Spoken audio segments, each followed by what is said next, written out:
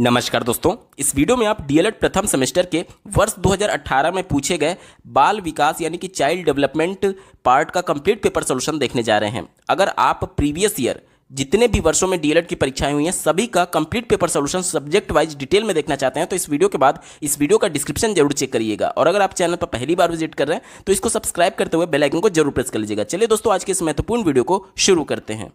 पहला प्रश्न आप अपने स्क्रीन पर देख पा रहे होंगे, किशोरावस्था को गंभीर उतल फुतल की अवस्था किसने कहा है? तो ये स्टेनले हॉल ने कहा है। ऑप्शन नंबर 1 यहाँ पर बिल्कुल एप्रोप्रिएट आंसर हो जाएगा। अगला प्रश्न पूछा गया था, मानसिक आयु बटे वास्तविक आयु गुणे 100 यानी कि mental age divided by current age into 100, ये किसका सूत्र है? इस सूत्र से किसका मापन किया जाता है? तो ये बुद्धि लब्धि का सूत्र है, यानी आईक्यू का। किसका? आईक्यू का। ऑप्शन नंबर 2 यहां पर बिल्कुल एप्रोप्रिएट हो जाएगा। अगला प्रश्न पूछा गया है, वह मानसिक योग्यता जिसके द्वारा व्यक्ति किसी नवीन रचना को प्रस्तुत करता है क्या कहलाता है? तो जब भी नए तरीके से किसी चीज को क्रिएट करना या फिर किसी भी चीज में नयापन दिखाना, ये क्या होता है? ये क्रिएटिविटी होता है, जिसे हिंदी में सृजनात्मकता बोलते हैं। ठीक है, ऑप्शन नंबर 3 यहां पर बिल्कुल एप्रोप्रिएट होगा। अगला प्रश्न पूछा गया था, शारीरिक रचना, बुद्धि, रुचि, व्यक्तित्व आदि में एक व्यक्ति का दूसरे व्यक्ति से भिन्न होना क्या कहलाता है? तो इंडिविजुअल डिफरेंसेज बोलते हैं इसे, यानी व्यक्तिगत विभिन्नता बोलते हैं, व्यक्तिक विभिन्नता। ठीक है, ऑप्शन नंबर 4 यहां पर देखिए, ऑप्शन नंबर 4 सटीक जवाब है। अगला प्रश्न पूछा गया था, संज्ञानात्मक क्षमता की कमी से व्यक्तित्व को कठिनाई होती है। संज्ञानात्मक क्षमता कहने का मतलब कि संज्ञान का मतलब होता है किसी भी चीज के बारे में जानना। जैसे आप लोग बोलते हैं ना कि मैं आपके संज्ञान में ये बात लाना चाहता हूं, यानी कि मैं आपको ये जानकारी देना चाहता हूं। संज्ञान का मतलब सीधे तौर पर आप समझ से समझ लीजिए, या फिर किसी जानकारी को जानने के समझ में समझ लीजिए। तो जब भी बच्चा किसी नई जानकारी को जानेगा, समझेगा, यानी कि क्या कर रहा है, उसके बारे में वो अपनी एक समझ विकसित कर रहा है। तो जब बच्चे में ये समझ विकसित करने की कमी है तो बच्चे में किस पर प्रभाव पड़ेगा? देखिए, शारीरिक विकास पर। तो ये तो उत्तर होगा नहीं, क्योंकि ये समझ से जुड़ा हुआ है। ठीक है, बच्चे के बुद्धि से जुड़ा हुआ है, तो शारीरिक विकास पर इस पर कोई भी प्रभाव नहीं पड़ेगा। आप लोग देखते होंगे जो मानसिक रूप से एक तरीके से विकृत बालक है, जरूरी नहीं है कि उनका शरीर भी विकृत हो सकता है कि उनका शरीर बिल्कुल सही से विकास कर रहा हो।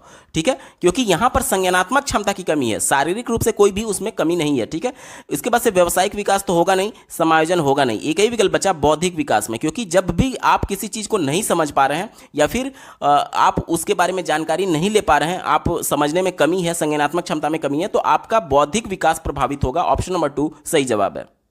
अगला प्रश्न पूछा गया है, सिगमंड फ्रायड द्वारा प्रतिपादित व्यक्तित्व विकास के सिद्धांत को क्या कहा जाता है? तो इन्होंने मनोविश्लेषणात्मक सिद्धांत दिया है। ऑप्शन नंबर 3 यहां पर बिल्कुल एप्रोप्रिएट हो जाएगा।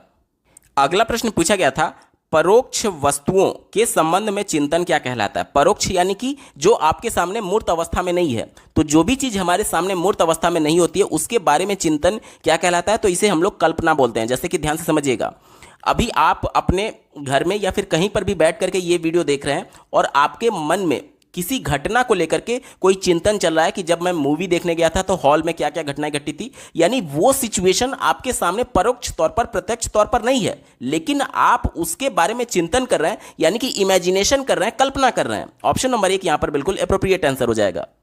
अगला प्रश्न पूछा गया था, किसी समस्या का समाधान करने के लिए गत अनुभवों को नए ढंग से समायोजित किया जाना क्या कहलाता है? देखिए, गत अनुभव यानी कि जो हमारे पास पहले से अनुभव है उनका प्रयोग करके, उनका सही से समायोजित करके हम नए प्रॉब्लम को सॉल्व कर रहे हैं। तो इसे हम लोग क्या बोलेंगे? इसे हम लोग चिंतन बोलते हैं। क्या बोलते हैं? चिंतन बोलते हैं।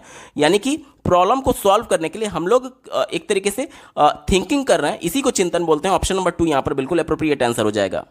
अगला प्रश्न पूछा गया था, किसी के द्वारा विभिन्न परिस्थितियों में समायोजन क्या कहलाता है? समायोजन यानी कि एडजस्ट करने की प्रवृत्ति क्या कहलाएगी विभिन्न परिस्थितियों में? तो देखिए, बहुत अलग अलग सिचुएशन हो सकता है। मान लीजिए कि एक खुशनुमा माहौल है, वहां पर जाकर के आप एडजस्ट कर पा रहे हैं। मान लीजिए कि कहीं दुख का माहौल है, वहां पर भी जाकर के आप एडजस्ट कर पा रहे हैं। यानी कि अलग अलग परिस्थितियां हो सकती है, कहीं पर खुशी का माहौल, कहीं पर दुख का माहौल, कहीं पर बिल्कुल नॉर्मल सिचुएशन, तो उन सब में जाकर के आप एडजस्ट कर रहे हैं। तो ये क्या कहलाएगा, ये हमसे पूछा जा रहा है। तो आपको ध्यान देने वाली बात यह है कि जहां पर भी दुख का माहौल है या फिर खुशी का माहौल है या फिर नॉर्मल माहौल है, तो वहां पर क्या है, वो ये सब खुश दुखी ये सभी चीज़ें क्या होती हैं, ये हमारे इमोशंस होते हैं, संवेग होते हैं। यानी कि किसी भी परिस्थिति में समायोजन करना ये सीधे तौर पर हमारे संवेग से जुड़ा हुआ है। इसलिए ऑप्शन नंबर 2 संवेगात्मक विकास इसका बिल्कुल एप्रोप्रिएट आंसर हो जाएगा। अगला प्रश्न पूछा गया था, सीखने की मात्रा तथा समय के संबंध को चित्रांकित करने वाली वक्र रेखा क्या कहलाती है। तो यहाँ पर देख लीजिए, यहाँ पर एक इस प्रकार से हम लोग ग्राफ खींच सकते हैं कि मान लीजिए यहाँ पर समय है कि समय के साथ बच्चा कितना सीख रहा है, और यहाँ पर सीखना यानी कि अधिगम हम लोग कह सकते हैं। ठीक है, तो यहाँ पर इन दोनों के बीच जब ग्राफ खींचा जाएगा, यहाँ पर समय या फिर प्रयास होता है। क्यों? क्योंकि अधिगम का परिभाषा ही ये कहता है कि हमारे प्रयास के माध्यम से हमारे व्यवहार में जो परिवर्तन होता है उसे अधिगम बोलते हैं। यानी कि समय या फिर प्रयास यहाँ पर हो सकता है। अब यहाँ पर देख लीजिए, मान लीजिए कि बच्चा प्रयास किया और अधिगम उसका इस प्रकार से चल रहा है, इस प्रकार से चल रहा है, और एक ऐसा सिचुएशन आता है जब बच्चा प्रयास करता है तो भी वो कुछ नया नहीं सीख पाता है, तो उसे हम लोग अधिगम का पठार बोलते हैं, जो कि ऐसे हो जाता है। ठीक है, तो इस प्रकार के इस ग्राफ को क्या कहते हैं ये हमसे पूछा जा रहा है, तो इसे अधिगम वक्र बोलते हैं। अधिगम वक्र यहाँ पर बिल्कुल एप्रोप्रिएट आंसर हो जाएगा। देखिए, पठार वक्र नहीं होता है, पठार सिर्फ इस पार्ट को कहते हैं। हमसे पूछा गया है कि सीखने की मात्रा यानी अधिगम और समय यानी कि यहां पर ये इन दोनों के बीच के ग्राफ को अधिगम वक्र बोलते हैं, और पठार वक्र सिर्फ इस ग्राफ के इस पार्ट को बोलते हैं जब बच्चा प्रयास करने के बावजूद भी नहीं सीख पा रहा है। ठीक है, तो पठार वक्र जो है वो अधिगम वक्र के अंतर्गत ही आएगा। ठीक है, तो ओवरऑल को हम लोग अधिगम वक्र बोलते हैं, इसलिए ये इसका बिल्कुल एप्रोप्रिएट आंसर हो जाएगा। अगला प्रश्न पूछा गया था, जब कोई बालक सीखने को तत्पर होता है तब वह चीजों को जल्दी से सीखता है, यह थॉर्नडाइक के सीखने के किस नियम के अंतर्गत आएगा। ठीक है, तो यहां पर देख लीजिए, पहला विकल्प दिया गया है प्रभाव का नियम। प्रभाव का नियम, जैसे थॉर्नडाइक ने जो सीखने के मुख्य 3 नियम दिए थे, पहला प्रभाव का नियम, दूसरा तत्परता का नियम और तीसरा अभ्यास का नियम।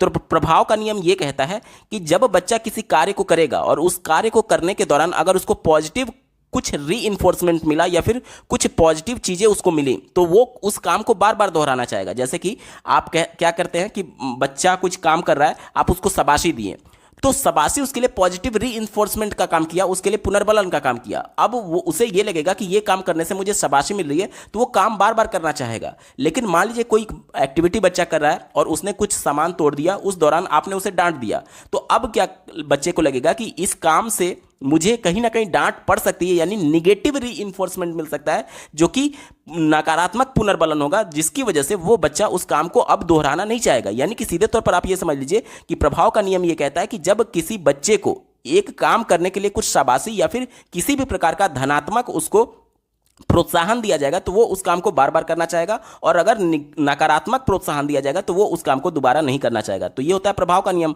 तो ये तो प्रश्न में हमसे पूछा नहीं गया क्योंकि बच्चा सीखने के लिए तत्पर है, तो ये हमारा उत्तर नहीं होगा।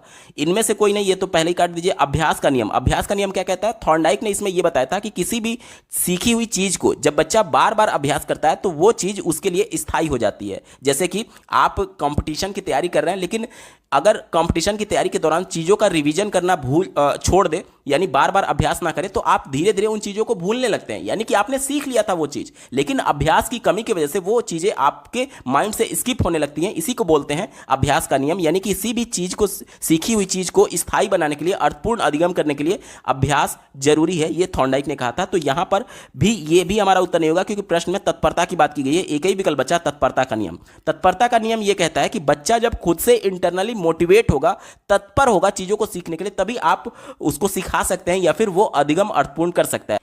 यानी कि जब बच्चा खुद से तैयार होगा पढ़ने के लिए, तभी आप उसको पढ़ा सकते हैं। आप उसको जबरदस्ती मार करके, पीट करके नहीं पढ़ा सकते। यही होता है तत्परता का नियम कि यानी बच्चा जब मेंटली और फिजिकली पूरी तरीके से तैयार होता है, तब वो अर्थपूर्ण अधिगम कर सकता है। ऑप्शन नंबर 2 यहां पर तत्परता का नियम बिल्कुल सटीक जवाब है। अगला प्रश्न पूछा गया था, सीखने के किस सिद्धांत के अंतर्गत व्यक्ति संपूर्ण परिस्थिति के प्रत्यक्षीकरण के आधार पर सीखता है? संपूर्ण परिस्थिति यानी कि पूरा जो सिचुएशन है उसके आंख के सामने एक साथ वो देखेगा, तभी उस प्रॉब्लम को सॉल्व कर पाएगा। ये किसने कहा था? ये गेस्टाल्टवादियों ने कहा था। आपने देखा होगा कि कोहलर ने जो अपना प्रयोग किया था चिंपैंजी पर, सुल्तान नाम चिंपैंजी पर, जिसे उन्होंने एक पिंजड़े में बंद कर दिया था और पिंजड़े के बाहर एक केला रखा हुआ था, तो उसकी पिंजड़े में छड़ी थी, उस छड़ी का प्रयोग करके उसने केले को प्राप्त कर लिया। और दूसरे प्रयोग में उन्होंने पिंजड़े में ही ऊपर केले को टांग दिया था और मेज रखा हुआ था। तो पूरी परिस्थिति को देखने के बाद से जो सुल्तान नामक चिंपैंजी था, वो क्या किया कि मेज पर चढ़ करके केले को प्राप्त कर लिया। यानी कि पूरे सिचुएशन को देख करके और उस समस्या का हल निकालना, ये गेस्टाल्टवादियों ने कहा था, कोहलर ने कहा था। ऑप्शन नंबर 4 में देखिए, अंतर्दृष्टि या फिर सूझ का सिद्धांत, क्योंकि कोहलर का जो सिद्धांत है उसे क्या बोलते हैं, अंतर्दृष्टि या सूझ का सिद्धांत। ऑप्शन नंबर 4 यहां पर बिल्कुल एप्रोप्रिएट आंसर हो जाएगा। बाकी विकल्पों की अगर हम लोग चर्चा करें तो पहला दिया गया प्रयत्न एवं भूल का सिद्धांत, तो ये थॉर्नडाइक का नियम है, तो ये हमारा उत्तर नहीं होगा, क्योंकि इसमें उन्होंने ये बताया था कि बच्चे गलती करते हैं फिर सीखते हैं, फिर गलती करते हैं फिर सीखते हैं। ठीक है, उसके बाद से अगर हम लोग बात करें संबद्ध प्रतिक्रिया का सिद्धांत, तो ये पावलोव का सिद्धांत है। इसमें उन्होंने कुत्ते पर जो प्रयोग किया था कि कुत्ते को जब खाना दिया जाता था तो वो लार टपकाने लगता था, लेकिन बार बार वो कुत्ते को खाना देने से पहले एक घंटी बजाते थे, तो कुत्ते को ये लगा कि घंटी बजने के साथ मुझे खाना मिलती ही है। यानी कुछ समय बाद जब यही प्रक्रिया बार बार दोहराया गया तो कुत्ते को बिना खाना दिए ही कुत्ता केवल घंटी की आवाज सुन करके लार टपकाने लगा। यानी कि जो यहां पर एक्चुअल स्टिमुलस था, यानी उद्दीपक था खाना, उसको पावलोव ने किससे रिप्लेस कर दिया, उस घंटी से रिप्लेस कर दिया। यानी कि जो खाना था उसको संबंधित कर दिया उस घंटी से, इसीलिए इसे संबद्ध प्रतिक्रिया का सिद्धांत कहते हैं। तो यह भी हमारा उत्तर नहीं होगा। अनुकरण का सिद्धांत का मतलब क्या होता है कि बच्चा दूसरों का अनुकरण करके सीखते हैं, इस संबंध में यह कहा गया, तो यह भी हमारा उत्तर नहीं होगा, क्योंकि यहां पर प्रत्यक्षीकरण की बात की गई है, पूरी परिस्थिति को प्रत्यक्षीकरण की बात की गई है, जो कि सूझ का सिद्धांत होता है। ऑप्शन नंबर 4 सही जवाब होगा। अगला प्रश्न पूछा गया था, वे प्रेरक जिन्हें व्यक्ति अपने प्रयासों से अर्जित करता है क्या कहलाता है। तो ध्यान से समझिएगा, देखिए भूख लगना यह भी एक प्रेरक है, क्योंकि कोई भी एक ऐसा उद्दीपक जो कि किसी काम को करने के लिए प्रेरित करे उसे प्रेरक बोलेंगे। जैसे कि हमें भूख लगती है तो हम लोग क्या करते हैं, प्रयास करते हैं भोजन के लिए। अगर किसी को भूख ना लगे तो रोजी रोटी कमाने की जरूरत ही नहीं पड़ेगी, लेकिन हम लोग रोजी रोटी या फिर कोई भी काम, कोई भी आप पढ़ाई भी कर रहे हैं तो इसलिए कर रहे हैं ताकि आप एक अच्छे पोस्ट पर चयनित हो जाए और आपकी आजीविका का साधन हो जाए। यानी कि आप किस लिए कर रहे हैं, अपना पेट पालने के लिए कर रहे हैं, अपने परिवार का पेट पालने के लिए कर रहे हैं। तो भूख जो है वो आपको प्रेरित कर रही है पढ़ाई करने के लिए, तो भूख जो है वो भी एक तरीके से प्रेरक है। अब यहां पर कुछ प्रेरक ऐसे होते हैं जो कि जन्मजात होते हैं, जैसे कि भूख। अब ऐसा नहीं है कि आप समाज में आए तब आपको भूख लगी, नहीं, जिस दिन आपने जन्म लिया उसी दिन से आपको भूख लग रही है, यानी कि ये जन्मजात प्रेरक के तौर पर जाना जाएगा। और दूसरा प्रेरक होता है अर्जित प्रेरक, जिसे बच्चा अपने प्रयास से अर्जित करता है। अब अपनी भूख को मिटाने के लिए कई लोग चोरी करते हैं और कई लोग समाज में अपनी प्रतिष्ठा बनाए रखने के लिए चोरी ना करके मेहनत से पैसा कमाते हैं। तो यहां पर आप देखेंगे कि मेहनत से पैसा कमाना यानी कि अपनी प्रतिष्ठा को बनाए रखना, समाज में अपनी प्रतिष्ठा को बनाए रखना, तो हम लोग उस प्रतिष्ठा के लिए कहीं ना कहीं चोरी करना या फिर गलत काम करने से दूर हटते हैं और मेहनत करते हैं, प्रयास करते हैं। तो यही बोला जा रहा है कि वो प्रेरक जो प्रयासों से एक तरीके से प्राप्त किया जाता है उसे क्या बोलते हैं, तो उसे अर्जित प्रेरक कहते हैं। ऑप्शन नंबर 1 यहां पर बिल्कुल एप्रोप्रिएट आंसर हो जाएगा। और जो बिना प्रयास के हम प्राप्त कर लेते हैं, जैसे कि भूख हो गया, प्यास हो गया, ये सब क्या हो जाएगा, ये सब हो जाएगा आपका जन्मजात प्रेरक। ठीक है, तो हमारा अर्जित प्रेरक यहां पर होगा, क्योंकि प्रयास के माध्यम से इसे प्राप्त किया जा रहा है।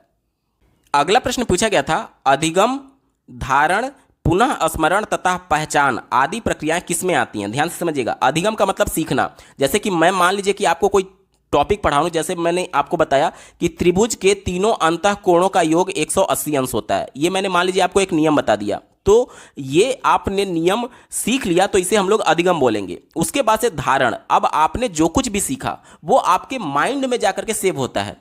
जीन पियाजे ने जो अपना सिद्धांत दिया है, जिसमें उन्होंने स्कीमा की बात की गई है कि यानी कि जो कुछ भी बच्चा सीखता है वो उसके माइंड में एक फोल्डर के तौर पर सेव होता चला जाता है। जैसे कि आप अपने मोबाइल में देखेंगे तो अलग अलग फाइल का अलग अलग फोल्डर बना हुआ है, MP3 का अलग, वीडियो क्लिप्स का अलग, उसके अलावा GIF फाइल का अलग फोल्डर बन जाता है। तो ये सब उनके एक्सटेंशन के हिसाब से होता है कि किस फाइल का एक्सटेंशन क्या है, और अलग अलग सूचनाओं को कैटेगराइज करके आपका मोबाइल उसी फोल्डर में उसे सेव करता चला जाता है। तो इसे ही बोलते हैं धारण करना, यानी कि स्टोर करके रखना। तो जो भी कॉन्सेप्ट आपने पढ़ा या फिर सीख लिया वो आपके माइंड में स्टोर हो जाता है, तभी तो जरूरत लगने पर आप उससे प्राप्त करते हैं। ऐसा थोड़ी है कि अगर आपने कुछ चीज सीख ली और आपके माइंड में अगर वो नहीं सेव हुआ और बाद में जरूरत पड़ेगी तो आप उसको थोड़ी रिकॉल कर पाएंगे। यानी कि आप उन्हीं चीजों को रिकॉल कर पाते हैं जो कि आपके माइंड में सेव होता है, इसी को धारण बोलते हैं। ठीक है, और फिर बोला जा रहा है पुनः स्मरण। पुनः स्मरण का मतलब रिकॉल करना। अब मान लीजिए कि ये कॉन्सेप्ट मैंने आपको बताया जो कि आपने सीख लिया, उसके बाद से आपके माइंड में सेव भी हो गया। अब मान लीजिए मैंने आपसे प्रश्न पूछा कि मान लीजिए एक त्रिभुज है जिसका ये कोण 60 अंश का है, ये कोण मान लीजिए कि 80 अंश का है, तो ये कोण कितने अंश का होगा? अगर मैंने आपसे पूछा तो आप इस प्रश्न का जवाब तभी दे पाएंगे जब आपको ये प्रश्न आपके माइंड में सेव होगा और आप इस प्रमेय का यूज कर पाएंगे कि एक त्रिभुज के तीनों अंतःकोणों का योग चूंकि 180 अंश होता है, तो दो कोणों को जोड़ करके 180 अंश में से घटा देंगे तो ये कोण हमें पता चल जाएगा। यानी कि जो कॉन्सेप्ट आपने सीख लिया था, जरूरत पड़ने पर उसको रिकॉल करना यानी पुनः से यूज करने के लिए इस्तेमाल करना, इसे ही पुनः स्मरण बोलते हैं। यानी कि जो कुछ आपने सीखा वो आपके माइंड में सेव हुआ और जरूरत पड़ने पर फिर से आप उसे रिकॉल कर पाए यानी पुनः स्मरण कर पाए। ठीक है। और कहा जा रहा है पहचान। अब देखिए पहचान का मतलब क्या हो गया? हम लोग एक दूसरे व्यक्ति को कैसे पहचानते हैं? जैसे कि हमने किसी को देखा, उसकी एक इमेज का फोल्डर हमारे माइंड में बन गया और वो माइंड में जाकर के सेव हो गया कि हाँ ये पर्टिकुलर व्यक्ति का ये नाम है और उसकी आइडेंटिटी हमारे माइंड में छप जाती है।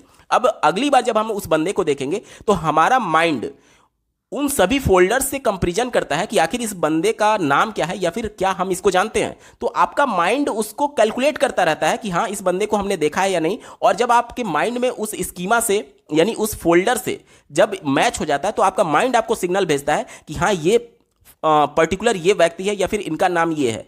तो ये सब कैसे हो रहा है? आपके माइंड में जो स्कीमा सेव था, फोल्डर जो सेव था, उससे कंपैरिजन करके हो रहा है। यानी कि ये सब किसका पार्ट है? ये सब मेमोरी का पार्ट है। आपके माइंड में जो चीजें सेव थी उसका पार्ट है। तो पहचान भी किसका पार्ट हो गया? देखिए ध्यान नहीं होगा, कल्पना नहीं होगा, रुचि नहीं होगा, ये सब स्मृति का पार्ट है, स्टोरेज का पार्ट है। ठीक है। ऑप्शन नंबर 4 यहां पर बिल्कुल एप्रोप्रिएट आंसर हो जाएगा। अगला प्रश्न पूछा गया था, वह प्राप्तांक जो किसी प्रदत्त को 2 बराबर भागों में बांटता है क्या कहलाता है? ध्यान से समझिएगा। मान लीजिए कि एक सीरीज मैंने लिखा 1, 10, 5, 8, 9, 3 और 7। तो इसको सबसे पहले आप लोग बढ़ते हुए क्रम यानी इंक्रीजिंग ऑर्डर या फिर डिक्रीजिंग ऑर्डर यानी कि घटते हुए क्रम में पहले व्यवस्थित करते हैं। तो देखिए पहले सबसे छोटा 1 हो गया, उसके बाद से 3 हो गया, उसके बाद से 5 हो गया, उसके बाद से 7 हो गया, उसके बाद से 8 हो गया, उसके बाद से 9 हो गया और अंत में 10 हो गया। देखिए 1 2 3 4 5 6 7, 1 2 3 4 5 6 7, 7 हो गया। अब हमें ये बोला जा रहा है कि किसी दी गई प्रदत्त यानी कि सीरीज में 2 बराबर भागों में बांटता है, 2 बराबर भागों में बांटता है। तो देखिए 1 भाग ये हो गया और 1 भाग ये हो गया। देखिए 3 अंक इधर और 3 अंक इधर, इन दोनों को ये वाला अंक बराबर भागों में बांट रहा है। वहीं हमसे बोला जा रहा है कि वह प्राप्तांक जो दी गई सीरीज को 2 बराबर भागों में बांटता है उस अंक को क्या बोलेंगे? तो इसको हम लोग क्या बोलते हैं? माध्यिका बोलते हैं यानी मध्य का अंक, मध्य का अंक बोलते हैं। ऑप्शन नंबर 2 यहां पर बिल्कुल एप्रोप्रिएट आंसर हो जाएगा। बहुलक तो आप जानते ही हैं, बहुलक क्या होता है कि जो किसी सीरीज में सबसे ज्यादा बार आता है उसे बहुलक बोलते हैं। तो ये भी हमारा उत्तर नहीं होगा। समांतर माध्य आप जानते हैं, सबको जोड़ करके दी गई संख्या से भाग दे देते हैं यानी टोटल नंबर से भाग दे देते हैं। तो ये भी हमारा उत्तर नहीं होगा। उपयुक्त सभी तो होगा नहीं, माध्यिका इसका बिल्कुल सटीक जवाब है। दोस्तों यहां से अति लघु उत्तरीय प्रश्न शुरू हो रहे हैं। 16वां प्रश्न आप अपने स्क्रीन पर देख पा रहे होंगे, बाल विकास के अंतर्गत शैशवावस्था की आयु कितनी है? तो देखिए अलग अलग मनोवैज्ञानिकों ने अलग अलग बताया है। जैसे कि अगर हम लोग बात करें जोन्स के अनुसार तो शैशवावस्था की आयु उन्होंने 0 से 5 वर्ष बताया है। ठीक है, 0 से 5 वर्ष।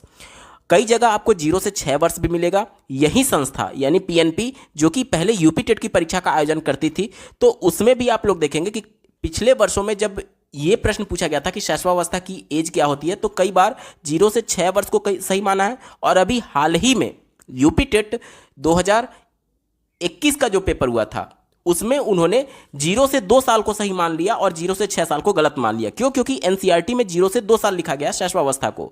तो ये डिपेंड करेगा कि आयोग किसको सही मानता है। हालांकि आयोग खुद कंफ्यूज है इस प्रश्न को लेकर के, इसलिए ये विवादित प्रश्न है। जब तक आपको कोई स्पेसिफिक नाम ना दिया जाए कि पर्टिकुलर किस मनोवैज्ञानिक के हिसाब से पूछा जा रहा है, तब तक ये संशय बरकरार रहेगा। एनसीईआरटी में आपका 0 से 2 साल दिया गया और डीएलएड की पुस्तकों में 0 से 5 साल और कई जगह 0 से 6 साल भी दिया गया है। ठीक है, तो ये एक विवादित प्रश्न है। अगला प्रश्न पूछा गया है, जन्म के समय शिशुओं के भीतर कितने संवेग पाए जाते हैं? तो जन्म के समय अगर शिशुओं की बात करें तो इनमें भय, क्रोध और स्नेह 3 केवल संवेग पाए जाते हैं जन्म के समय। भय और स्नेह और क्रोध। ठीक है, क्या उत्तर हो जाएगा? भय, स्नेह और क्रोध।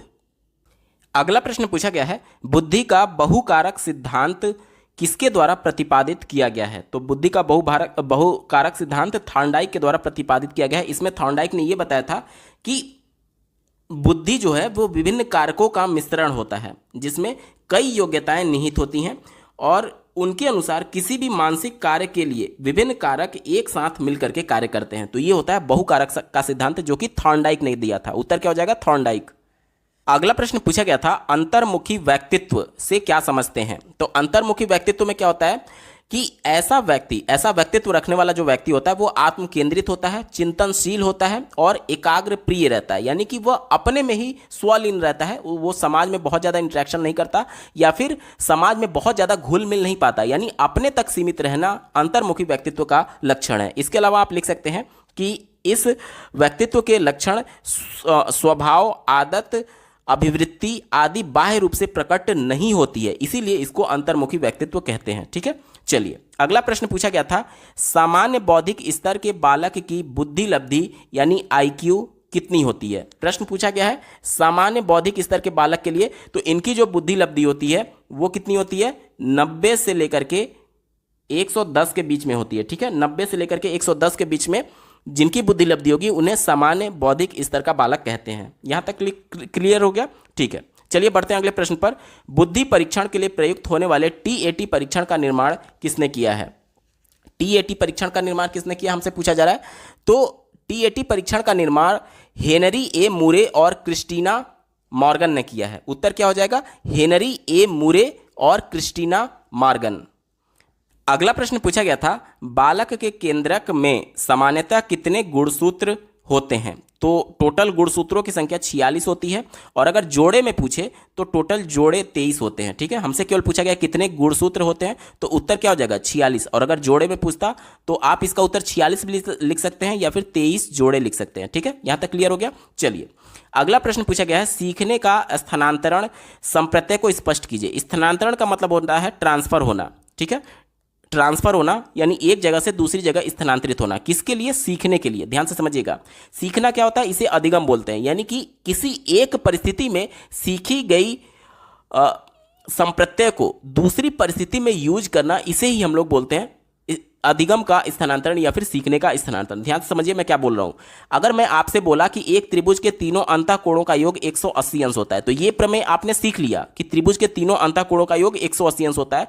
एक परिस्थिति में आपने सीख लिया। अब अगर दूसरी परिस्थिति में मैं आपसे प्रश्न पूछूं कि मान लीजिए ये एक त्रिभुज है जिसमें ये 40 अंश का कोण है, ये 60 अंश का कोण है, तो योग कोण कितने अंश का होगा? तो आपने इस परिस्थिति में सीखा हुआ था कि त्रिभुज के तीनों अंतःकोणों का योग 180 अंश होता है। अब दूसरी परिस्थिति में मैंने जब आपसे प्रश्न पूछा, अगर आप पहली सीखी हुई परिस्थिति का इस्तेमाल करते हुए दूसरी परिस्थिति के प्रश्न को सॉल्व कर पा रहे हैं, तो इसे ही बोलते हैं सीखने का स्थानांतरण। यानी कि जो आपने अधिगम कर लिया था उसे आप ट्रांसफर कर पा रहे हैं दूसरी चीजों को सीखने में। यानी कि यही बोला जाता है कि सीखने का स्थानांतरण क्या होता है? किसी एक परिस्थिति में सीखी गई योग्यता का दूसरी परिस्थिति में इस्तेमाल करना, इसे बोलते हैं सीखने का स्थानांतरण या फिर अधिगम का स्थानांतरण। उम्मीद करता हूं आपको बेहतर ढंग से समझ में आया होगा।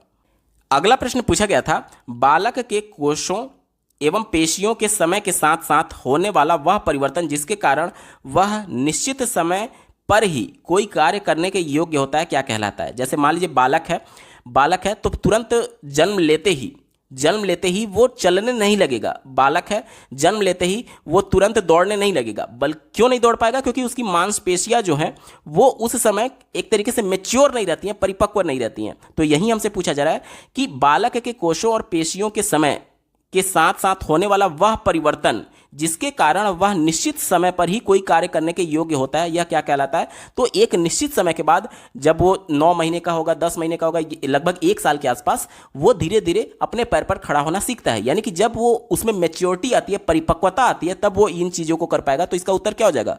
परिपक्वता, यानी कि मैच्योरिटी। उत्तर हो जाएगा परिपक्वता।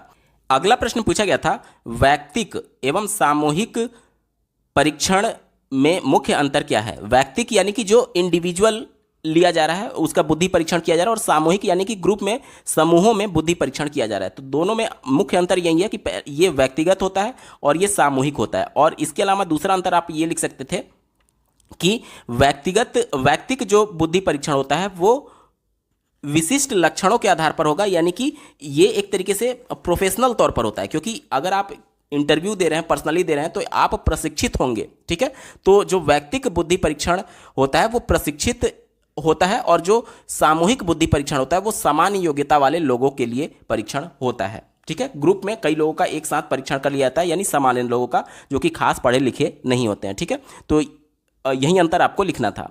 बात करेंगे ऑप्शन नंबर प्रश्न संख्या 26 की। पावलोव ने सीखने से संबंधित अपने सिद्धांत का प्रतिपादन किसके ऊपर किया था? तो ये जो इन्होंने शास्त्रीय अनुबंधन का सिद्धांत दिया था वो कुत्ते पर किया था। उन्होंने कुत्ते को एक पिंजड़े में बांध दिया और उन्होंने क्या किया कि जब बच्चे कुत्ते को भूख लगती थी तो खाना वो लेकर के जाते थे। खाना को देख करके वो कुत्ता क्या करता था, लार टपकाने लगता था। धीरे धीरे वो खाना के साथ साथ एक घंटी बजाने लगे और लगातार यही प्रक्रिया बार बार दोहराई जाने लगी। एक समय ऐसा आया कि कुत्ते को खाना ना दे करके केवल घंटी बजाने मात्र से कुत्ता मुंह से लार टपकाने लगा। यानी कि जो खाना, जो स्टिमुलस था, जो उद्दीपक था, उसको रिप्लेस किससे कर दिया गया? उस घंटी से रिप्लेस कर दिया। इसीलिए इसको शास्त्रीय अनुबंधन का सिद्धांत कहते हैं। तो हमसे यह पूछा गया था कि पावलोव ने सीखने से संबंधित अपने सिद्धांत का प्रतिपादन किसके ऊपर किया था? तो उत्तर क्या हो जाएगा? कुत्ते के ऊपर किया था। उत्तर हो जाएगा कुत्ते के ऊपर। अगला प्रश्न पूछा गया है, थॉर्नडाइक ने अपने सीखने के सिद्धांत के अंतर्गत कितने नियमों की चर्चा की है? तो देखिए, इन्होंने जो अपना अधिगम का नियम दिया है वो दो प्रकार के अधिगम के नियम दिए हैं, एक मुख्य नियम और दूसरा अधिगम के गौड़ नियम। मुख्य नियम के अंतर्गत उन्होंने 3 नियम बताए हैं, पहला तत्परता का नियम, दूसरा अभ्यास का नियम और तीसरा प्रभाव का नियम। और गौड़ नियम के अंतर्गत उन्होंने 5 नियम बताए हैं, पहला बहु अनुक्रिया का नियम, दूसरा मानसिक स्थिति अथवा मनोवृत्ति का नियम, तीसरा तत्वों की पूर्व समर्थता का नियम, चौथा सादृश्यता द्वारा अनुक्रिया का नियम और पांचवा साहचर्य परिवर्तन का नियम। ठीक है, तो आपको इसमें यही लिखना था कि इन्होंने 2 नियम बताए हैं, पहला मुख्य और दूसरा गौड़। और मुख्य में आप तीनों नियम लिख सकते थे, तत्परता का नियम, अभ्यास का नियम और प्रभाव का नियम। इतना भी आप लिख देंगे तो आपको पूरा नंबर मिल जाएगा, क्योंकि केवल 1 नंबर का ये प्रश्न है। अगला प्रश्न पूछा गया था, प्यास, भूख, निद्रा, प्रतिष्ठा में से कौन सा अर्जित अभिप्रेरणा के अंतर्गत आएगा? अर्जित अभिप्रेरणा, अर्जित यानी कि जो समाज से लोग अर्जित करते हैं अपने प्रयासों के माध्यम से, और अभिप्रेरणा यानी कि मोटिवेशन, यानी कि कौन सा चारों में से ऐसा मोटिवेशन है जो कि लोग जो है, बच्चे जो है वो समाज से अर्जित करते हैं। तो देखिए, पहला दिया गया प्यास, भूख और निद्रा। जब बच्चा पहली बार परिवार में जन्म लेता है, उसी समय, जन्म के समय ही उसको प्यास लगने लगती है, भूख लगने लगती है और निद्रा यानी नींद आने लगता है। लेकिन अगर प्रतिष्ठा की बात करें तो उस समय बच्चे प्रतिष्ठा से अनभिज्ञ रहते हैं। प्रतिष्ठा क्या होता है कि धीरे धीरे जब बच्चा बड़ा होगा तब वो समझेगा कि हाँ, समाज में हमें अपनी एक अलग पहचान बनानी है, एक अपनी अलग एक छवि बनानी है, अपनी एक प्रतिष्ठा बनानी है। और ये धीरे धीरे जब वो समाज में रहने लगता है तब वो समझता है, और इसीलिए वो किसी गलत काम को करने से बचता है ताकि समाज में उसकी एक तरीके से प्रतिष्ठा बनी रहे। समाज गलत काम करने से बचता है और अच्छे कामों को करता है ताकि समाज उसकी सराहना करे। तो ये सभी अच्छे काम करना वो कैसे करेगा? प्रयास के माध्यम से करेगा, और प्रयास के माध्यम से जो मोटिवेशन अर्जित की जाती है उसे हम लोग क्या बोलते हैं? अर्जित मोटिवेशन बोलते हैं। तो अर्जित मोटिवेशन के अंतर्गत क्या आएगा? प्रतिष्ठा आएगा। बाकी के जो यहां पर देखिए प्यास, भूख और निद्रा दी गई है, ये अर्जित नहीं होती है बल्कि जन्मजात मोटिवेशन होता है, क्योंकि जन्म से ही ये बच्चे में होता है प्यास, भूख और निद्रा। लेकिन प्रतिष्ठा जो होता है वो बच्चा अपने प्रयास से अर्जित करता है। ठीक है, तो उत्तर क्या हो जाएगा? प्रतिष्ठा जो हो जाएगा वो अर्जित अभिप्रेरणा के अंतर्गत आएगा। अगला प्रश्न पूछा गया था, सीखी गई सामग्री का पुनः स्मरण करने की असफलता क्या कहलाता? पुनः स्मरण को क्या बोलते हैं? रिकॉल बोलते हैं। यानी कि जो चीज आपने सीख लिया है वो आपके माइंड में जाकर के सेव हो जाता है। अब जरूरत पड़ने पर हम लोग उसको रिकॉल करते हैं और आपके माइंड में जो चीजें सेव होती हैं वो आपके कॉन्शियस माइंड में आ जाती हैं। अब एक परिस्थिति ऐसा हुआ कि आपने वो चीजें सीख ली थी, वो कॉन्सेप्ट सीख लिया था, आपके माइंड में जाकर के सेव भी हो गया। लेकिन चूंकि थॉर्नडाइक ने ये कहा था कि जब आप किसी चीज को बार बार रिवीजन नहीं करते हैं, बार बार अभ्यास नहीं करते हैं, तो वो चीजों को आप धीरे धीरे भूलने लगते हैं। तो आपने उस सीखी हुई कॉन्सेप्ट को मान लीजिए रिवीजन नहीं किया तो वो आपके माइंड से धीरे धीरे स्किप हो जाता है, और अब आप उसको रिकॉल करने की कोशिश करेंगे, यानी पुनः याद करने की कोशिश करेंगे, तो वो आपके माइंड में नहीं आ पाता है। तो इसे हम लोग क्या बोलेंगे? इसे हम लोग विस्मृति बोलते हैं, जिसे भूलना भी बोलते हैं, या फिर इसी को फॉरगेटिंग बोलेंगे अंग्रेजी में। ठीक है, आपके सिलेबस में विस्मृति लिखा गया है तो आपका उत्तर क्या हो जाएगा? विस्मृति इसका बिल्कुल सटीक जवाब हो जाएगा। थोड़ा सा मैं और क्लियर कर दूं, देखिए, आप बचपन में जिस दोस्तों के साथ पढ़े होंगे, आज कक्षा 1 में जब जिस दोस्त के साथ पढ़े होंगे, तो आज अगर आपके अचानक वो आ जाए तो कई बार क्या होता है, हम उसको पहचान नहीं पाते हैं और कई बार ऐसा लगता है यार इसको कहीं देखा है लेकिन याद नहीं आ रहा कौन है। तो इसे ही बोलते हैं कि प्रयास करने के बावजूद भी आप सफल नहीं हो पा रहे हैं उस चीज को रिकॉल करने में, तो इसे ही हम लोग फॉरगेटिंग बोलते हैं, यानी भूलना बोलते हैं, विस्मृति बोलते हैं। अगला प्रश्न पूछा गया था, किसी अवर्गीकृत प्रदत्त में सबसे अधिक बार आने वाली संख्या क्या कहलाती है। मान लीजिए यहां पर एक मैं सीरीज लिख रहा हूं, 1 5 3 9 5 7 8 5 2 5। तो इसमें जो सबसे, देखिए क्या बोला जा रहा है, सबसे अधिक बार आने वाली संख्या, तो देखिए 5 सबसे अधिक बार आया है, 5 सबसे अधिक बार आया है। तो जो संख्या किसी दी गई सीरीज में सबसे अधिक बार आता है तो उसे हम लोग क्या बोलते हैं, बहुलक बोलते हैं। उत्तर क्या हो जाएगा, इसका उत्तर हो जाएगा बहुलक। दोस्तों यहां से लघु उत्तरीय प्रश्न शुरू हो रहे हैं। पहला यानी कि 31वां प्रश्न पूछा गया था, जन्म से किशोरावस्था तक बच्चे की सामाजिक भावना का विकास विस्तार से समझाइए। तो सामाजिक भावना बच्चों में किस प्रकार से विकसित होता है, तो क्रो ने यह बताया था कि जन्म के समय शिशु ना तो सामाजिक प्राणी होता है और ना ही असामाजिक प्राणी होता है। जैसे जैसे उसका विकास होता जाता है वह सामाजिक व्यवहार सीखने लगता है, जैसे कि 1 महीने में ध्वनियों में अंतर करना, 2 महीनों में माँ को पहचानना और माँ को देख करके मुस्कुराने लगता है, फिर 3 महीने में हंसना सीखता है ध्वनियों की दिशा में देख करके, 4 महीने में परिवार के सदस्यों को देख करके मुस्कुराना सीख जाता है। तो ये सभी धीरे धीरे परिवार में रहते रहते उसमें सामाजिकता का विकास होता है। इसके अलावा बाल्यावस्था में आप लिख सकते हैं कि इस अवस्था में बालक अपनी रुचि का व्यवहार प्रदर्शित करने लगता है। 6 वर्ष की आयु के बाद बालक घर से बाहर निकलता है और बाहरी वातावरण से अनुकूलन स्थापित करने का प्रयास करने लगता है। इसी प्रकार से आप लिख सकते हैं बाल्यावस्था में, प्रारंभिक बाल्यावस्था में बच्चे किस प्रकार से सीखते हैं, अनुकरण के माध्यम से, और सामाजिक अनुमोदन यानी सोशल अप्रूवल के लिए वो बहुत ज़्यादा प्रयास करते हैं। देखते होंगे कि जब बच्चा बाल्यावस्था में होता है तो वो ऐसी एक्टिविटी करता है जिससे समाज उसकी तारीफ करे। जैसे बच्चा बहुत लालायित रहता है कि स्कूल में उसको वेरी गुड मिल जाए, बहुत लालायित रहता है कि कोई उसको कह दे कि कितना अच्छा लड़का है, तो इसी को बोलते हैं सामाजिक अनुमोदन। तो इसके लिए वह बहुत ज़्यादा तत्पर रहता है और बहुत ज़्यादा प्रयास करता है। इसके अलावा वो सहयोग की भावना उसमें विकसित हो जाती है, मित्रता, क्योंकि विद्यालय जब हो जाएगा तो जाहिर सी बात है समाजीकरण के अंतर्गत वो विभिन्न प्रकार के मित्र बनाएगा। ठीक है, इसके बाद से अहम भावना यानी कि ईगोसेंट्रिक बिहेवियर उसमें डेवलप होता है और एग्रेसिव बहुत ज़्यादा हो जाते हैं बच्चे, और पूर्वाग्रह उसमें धीरे धीरे विकसित होने लगता है। इसी प्रकार से अगर किशोरावस्था की बात करें तो किशोरावस्था में उन पर मित्रों का ज़्यादा प्रभाव पड़ता है, यानी कि घर में अगर माता पिता के द्वारा कुछ सुझाव दिया जाएगा, अच्छा भी सुझाव दिया जाएगा, लेकिन अगर उसके दोस्त कुछ अलग सुझाव दे रहे हैं तो वो दोस्तों को ज़्यादा तवज्जो देता है। इसलिए ये एक ऐसा सिचुएशन होता है जिसमें बालक समझ ही नहीं पाता है कि सही क्या है और गलत क्या है। इसके अलावा नेतृत्व की भावना उसमें विकसित होती है, लिंग संबंधी चेतना उसमें विकसित होने लगती है। अभी तक बच्चा क्या था कि अपने विपरीत लिंग के प्रति उतना ज़्यादा अट्रैक्ट नहीं होता था, लेकिन इस अवस्था में किशोरावस्था में जाकर के बच्चा अपने विपरीत लिंग के प्रति धीरे धीरे अट्रैक्शन महसूस करने लगता है। इसके अलावा विद्रोह की भावना होती है, जब भी उसके विद्यालय में या फिर उसके परिवार के सदस्यों के द्वारा उसको बांधने की कोशिश की जाएगी, यानी कि उस पर कोई रिस्ट्रिक्शन लगाने की कोशिश की जाएगी, तो बच्चा विद्रोह करने के लिए भी तैयार हो जाता है किशोरावस्था में।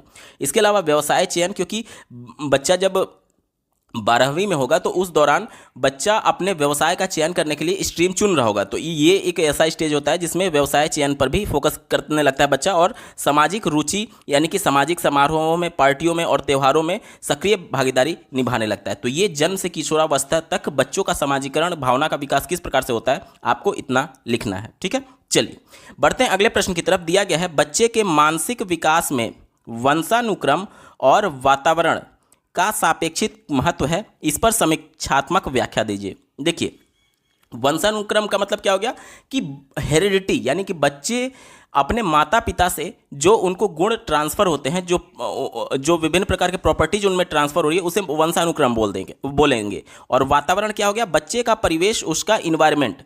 अब बच्चे का जो भी विकास होता है, चाहे उसका शारीरिक विकास हो, उसका मानसिक विकास हो, संवेगात्मक विकास हो, वो उसके हेरिडिटी के साथ साथ उसके वातावरण के अंतःक्रिया पर निर्भर करता है। कैसे, ध्यान से समझिएगा। एक उदाहरण मैं दे रहा हूं। मान लीजिए एक बीज है, उत्तम किस्म का बीज है, यानी कि जो पहले के पौधे थे बहुत अच्छे किस्म के थे और उस अच्छा होने की जो प्रॉपर्टी है, अच्छे बीज की जो प्रॉपर्टी है, उस बीज में ट्रांसफर हो गया, यानी ये वंशानुक्रम हो गया। ठीक है, वो बीज अच्छे किस्म का, ये उसका वंशानुक्रम हो गया। अब उस बीज को बोया गया और उस साल मान लीजिए बारिश नहीं हुई। बारिश क्या है? बारिश वातावरण का पार्ट है। तो भले ही वंशानुक्रम यानी बीज कितना भी अच्छा क्यों ना हो, वातावरण यानी बारिश की अनुपस्थिति में फसल अच्छी नहीं होगी।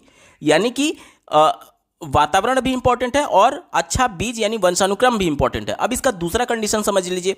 मान लीजिए कि बारिश बहुत अच्छा हुई लेकिन बीज उत्तम किस्म का नहीं था, तो भी फसल अच्छी नहीं होगी, क्योंकि बारिश ही के साथ साथ बीज का उत्तम किस्म होना भी इंपॉर्टेंट है। यानी कि दोनों के प्रेजेंस में ही बच्चे का सर्वांगीण विकास किया जा सकता है। यानी कि बच्चे का वंशानुक्रम और उसका वातावरण दोनों इंपॉर्टेंट है, तभी बच्चे का किसी भी प्रकार का विकास अच्छे तरीके से हो सकता है। ठीक है, तो इस प्रकार से आप इसको समझा करके लिख सकते हैं। अगला प्रश्न पूछा गया था, सीखने के पठार के कारण व उन्हें दूर करने के उपाय बताइए। तो सबसे पहले जानिए सीखने का पठार किसे कहते हैं।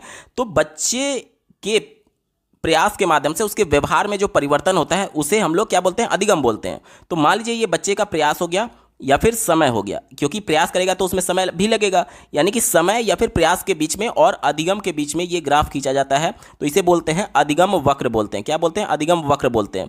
अब मान लीजिए बच्चा प्रयास कर रहा है और उसका अधिगम भी हो रहा है, तो इस प्रकार से लाइन चलेगी। लेकिन एक ऐसा टाइम पीरियड आता है जब बच्चा कितना भी प्रयास कर ले, देखिए यहाँ पर प्रयास तो बढ़ रहा है, प्रयास बढ़ रहा है, देखिए ये प्रयास यहाँ से यहाँ तक हो गया, प्रयास बढ़ रहा है, लेकिन अधिगम बिल्कुल कांस्टेंट है, देखिए यहीं पर रुका हुआ है। तो ये वाली जो स्थिति होती है, सिचुएशन होती है, जिसमें प्रयास करने के बावजूद भी यानी कि समय के साथ बच्चा कुछ नया नहीं सीख पा रहा है, तो इसी को बोलते हैं अधिगम का पठार। इसी को बोलते हैं अधिगम का पठार या फिर सीखने का पठार। अब हमसे पूछा जा रहा है कि इसका कारण क्या होता है। तो इसके कई कारण होते हैं, जैसे कि कार्यों की जटिलता। मान लीजिए कि बच्चे की मानसिक स्थिति, प्राइमरी स्तर के बच्चे के लिए जो मानसिक स्थिति है उससे ज़्यादा हार्ड हम बच्चे को कुछ सिखाने की कोशिश कर रहे हैं, तो अभी बच्चा मेंटली उसके लिए तैयार ही नहीं है, उस जटिल प्रश्न के लिए तैयार नहीं है, तो वो कैसे सीख सकता है? तो जब वो सीख नहीं सकता तो जाहिर सी बात है वो सीखने का पठार उसमें आएगा। इसके अलावा क्या कारण हो सकता है? सीखने की अनुचित विधि। अब देखिए एनसीएफ 2005 और राष्ट्रीय शिक्षा नीति दोनों ये कहती है कि बच्चों को खेल के माध्यम से, कहानियों के माध्यम से सिखाना है। अब मान लीजिए कि हायर क्लासेज के तहत जिस प्रकार से पीजी में, यूजी में लेक्चरर होते हैं, आपको आकर के लेक्चर देकर के चले जाते हैं, अगर आप प्राइमरी में करेंगे तो बच्चे के लिए वो अनुचित विधि है, उसके माइंड के लिए वो एप्रोप्रिएट नहीं है कि वो लेक्चर केवल सुन करके समझ जाएगा। तो इसलिए अनुचित विधियां जो होती हैं उसके वजह से भी बच्चे में सीखने का पठार होता है। इसके अलावा तीसरा आप लिख सकते हैं शारीरिक सीमा। मान लीजिए बच्चा बहुत थका हुआ है, आप कहीं से आ रहे हैं, मान लीजिए बहुत थके हैं, शारीरिक थकावट बहुत ज़्यादा है, और आपको कोई पढ़ने के लिए बोले या फिर आप खुद किताब लेकर के बैठे, तो क्या उस समय आप सीख पाएंगे? नहीं सीख पाएंगे, क्योंकि आपकी बॉडी अभी मेंटली प्रिपेयर नहीं कर रही है आपको कि आप कुछ नया सीखें। तो बॉडी का जो थकान है इसकी वजह से भी सीखने का पठार आता है। इसके अलावा क्या हो सकता है? प्रेरणा की सीमा। देखिए थार्नडाइक ने बताया था कि बच्चा जब खुद से तत्पर रहेगा तभी वो सीख सकता है, क्योंकि जब वो खुद से तत्पर रहेगा तो कार्यों को करने में रुचि लेगा, और रुचि की वजह से उसमें इंटरनल मोटिवेशन जनरेट होता है। यानी कि जब खुद तत्पर रहेगा तभी सीख सकता है, जबरदस्ती उसको मार पीट करके नहीं सिखाया जा सकता है। और अगर आप जबरदस्ती करेंगे यानी कि इंटरनल मोटिवेशन की उसमें कमी है, इस सिचुएशन में भी उसमें सीखने का पठार देखने को मिलेगा। इसके अलावा पुरानी आदतों का नवीन आदतों से संघर्ष। मान लीजिए बच्चे ने कोई एक कॉन्सेप्ट सीखा है, ठीक है, मान लीजिए बच्चे ने कोई एक कॉन्सेप्ट सीख लिया है, अब अगर कोई नया कॉन्सेप्ट आप सिखा रहे हैं तो वो कॉन्सेप्ट उस बच्चे का विरोध करती है नए कॉन्सेप्ट को सीखने के दौरान। जैसे मान लीजिए एक उदाहरण मैं देता हूँ, किसी एक बच्चे ने किसी दूसरे तरीके से जोड़ करना सीखा है। मान लीजिए प्राइमरी का बच्चा है, तो आप उसको बता रहे हैं कि बेटा उंगलियों पर गिनो, और स्कूल में बताया गया कि बेटा 2 + 2 करने के लिए क्या होता है, पहले 2 लाइन खींचो, फिर ये 2 लाइन खींचो और इनको आपस में दोनों को मिला दो, यानी 4 लाइन हो जाएगा, और इसके बाद से इसको गिन लो, ये 2 + 2 का वैल्यू हो गया। और मान लीजिए आपने बच्चे को सिखाया कि बेटा उंगलियों पर गिनो, पहले 1 2 फिर उसके आगे 2 गिनो और सबको गिन लो। तो यहाँ पर देखिए दोनों अलग अलग विधियाँ प्राइमरी स्तर के बच्चों के लिए जोड़ सिखाने के लिए। तो पहले जो विधि बच्चा सीखेगा वो दूसरी विधि सीखने में उसको प्रॉब्लम क्रिएट करेगी। यही बोला जाता है कि पुरानी आदतों व नवीन आदतों में संघर्ष। ठीक है, तो आप प्राइमरी स्तर के बच्चों में देखिएगा स्कूल में कुछ अलग पढ़ाया जाएगा, तो वो घर पर आकर के अगर आप दूसरे मेथड से पढ़ाने की कोशिश करेंगे तो वो बोलेगा नहीं पापा या फिर नहीं अंकल ना या फिर नहीं जो भी आपके रिलेशन में हो कि ऐसे होता है, मैडम ने ऐसे बताया है। तो ये जो चीज पुरानी आदत है, यानी जिस तरीके से उसने सीखा था, नया तरीका अगर आप उसको सिखाएंगे तो वो भी उसके लिए प्रॉब्लम क्रिएट करेगा, और प्रॉब्लम होगा यानी कि वो सीख नहीं पाएगा, यानी कि अधिगम का पठार आएगा। इसके अलावा अगला आप लिख सकते हैं कि जटिल कार्यों के मात्र एक पक्ष पर ध्यान केंद्रित करने की वजह से भी अधिगम का पठार होता है। तो ये प्रमुख कारण हो गया। अब हमसे पूछा गया है कि इस सीखने के पठार को दूर करने के उपाय क्या हो सकते हैं। तो दूर करने का उपाय क्या क्या हो सकता है, ध्यान से सुनिएगा।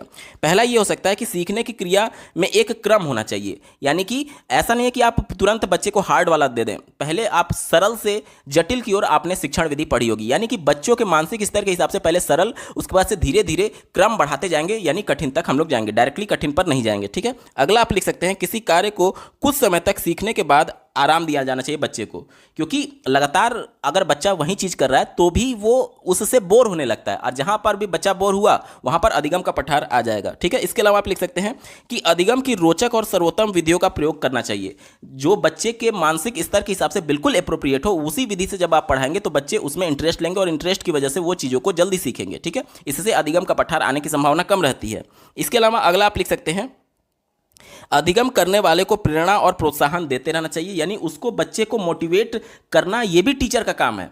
अगर आप मोटिवेट नहीं करेंगे तो वो धीरे धीरे उसमें रुचि नहीं लेगा, और रुचि नहीं लेगा तो जाहिर सी बात है अधिगम का पठार आएगा ही आएगा। इसके अलावा आप लिख सकते हैं कि अधिगम हेतु उपयुक्त वातावरण की व्यवस्था भी करना टीचर का ही काम है। तो ये सब महत्वपूर्ण पॉइंट थे जिसके माध्यम से बच्चे में जो सीखने का पठार है उसको दूर किया जा सकता है। ठीक है, चलिए बढ़ते हैं अगले प्रश्न की तरफ। दिया गया है पावलाव के संबद्ध प्रतिक्रिया सिद्धांत क्या है, इसका सिद्धांत का चित्र भी बनाइए। तो पावलाव का संबद्ध का मतलब क्या होता है, किसी से एसोसिएट करना। संबद्ध प्रतिक्रिया की बात की गई है। देखिए पावलाव ने जो अपना सिद्धांत दिया था वो सिद्धांत क्या था, एस आर थियरी था। एस का मतलब होता है स्टिमुलस और आर का मतलब होता है रिस्पॉन्स। स्टिमुलस को हम लोग हिंदी में उद्दीपक बोलते हैं और रिस्पॉन्स को हम लोग प्रतिक्रिया बोलते हैं। अब उद्दीपक और प्रतिक्रिया क्या होता है थोड़ा सा आप समझ लीजिए। देखिए कोई भी एक ऐसी घटना जो कि आपको कुछ काम करने के लिए या फिर किसी एक्शन के लिए प्रेरित करे तो उसे हम लोग उद्दीपक बोलते हैं। जैसे कि मान लीजिए अचानक से आपकी आंख पर तेज रोशनी आई, तो उससे बचने के लिए आप क्या करते हैं, आप आंखों की पलकों को झपका देते हैं, यानी आंख बंद कर लेते हैं।